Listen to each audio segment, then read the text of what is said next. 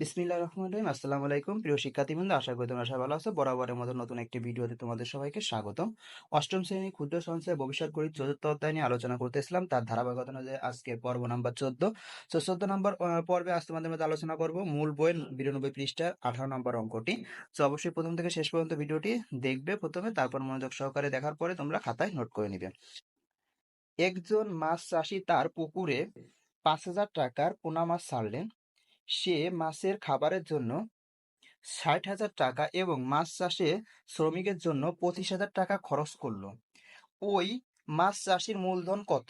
এটা আমাদের বের করতে হবে। যদি তিনি তার পুকুরের মাছ 2 লক্ষ টাকা বিক্রয় করেন, তবে তার কত টাকা লাভ হবে? তো অঙ্কটা আমরা একটু প্রথম থেকে দেখি।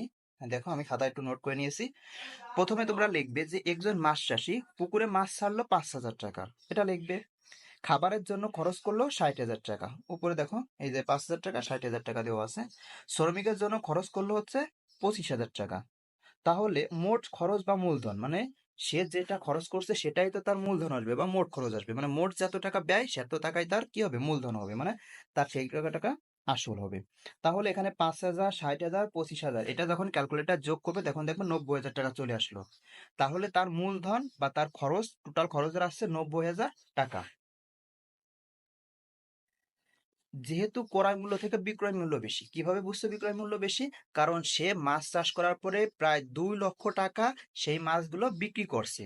তাহলে তার ব্যয় আসতেছে 90,000 টাকা, আর সে বিক্রয় করতেছে হচ্ছে প্রায় 2 লক্ষ টাকা। 2 লক্ষ টাকা, তাহলে অবশ্যই লাভ হয়েছে। তাহলে এখানে লিখে দেবে যেহেতু ক্রয় মূল্য থেকে বিক্রয় মূল্য বেশি, সুতরাং লাভ হয়েছে। তাই লাভ কয় টাকা? 2 লক্ষ থেকে বিয়োগ করবে, 2 লক্ষ টাকা বসাবে, তারপরে বিয়োগ দিয়ে 90,000 টাকা বসাবে। তাহলে এটা যখন বিয়োগ করবে তখন 1,10,000 টাকা চলে আসবে। তাহলে তার লাভ কত? 1,10,000 টাকা। তাহলে মূলধন কত?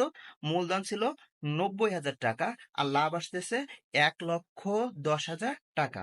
তাহলে লাভ করবে 2 লক্ষ, 2 দিয়ে 5টা শূন্য দিবা ক্যালকুলেটর, পরে বিয়োগ দিয়ে 1 দিয়ে 9 দিয়ে 4টা শূন্য দিবে, মানে 90,000। ঠিক আছে, এটা যখন বিয়োগ করবে তখন দেখবে কি যে 1,10,000 টাকা চলে আসলো, এটাই হচ্ছে তার লাভ। তাহলে মূলধন হবে 90,000 টাকা আর লাভ হবে 1,10,000 টাকা। সো এটা অনেক ইম্পর্টেন্ট একটি অঙ্ক। সো অবশ্যই তোমরা আগে দেখলা, তারপর এখন খাতায় নোট করে নিবে। সো পরবর্তী ভিডিও দেখার আমন্ত্রণ জানিয়ে এখানেই শেষ করছি আজকের পর্বটি। পরবর্তী পর্ব দেখার আমন্ত্রণ জানিয়ে এবং আগের যে পর্বগুলো ছিল অবশ্যই সেই পর্বগুলো তোমরা প্লে লিস্ট থেকে দেখে আসবে। সো চ্যানেল নতুন হয়ে থাকলে অবশ্যই চ্যানেলটি সাবস্ক্রাইব করে রাখবে, পাশে থাকা বেল আইকনে ক্লিক করে রাখবে। সো আজকের ভিডিও এ পর্যন্ত। আল্লাহ হাফেজ।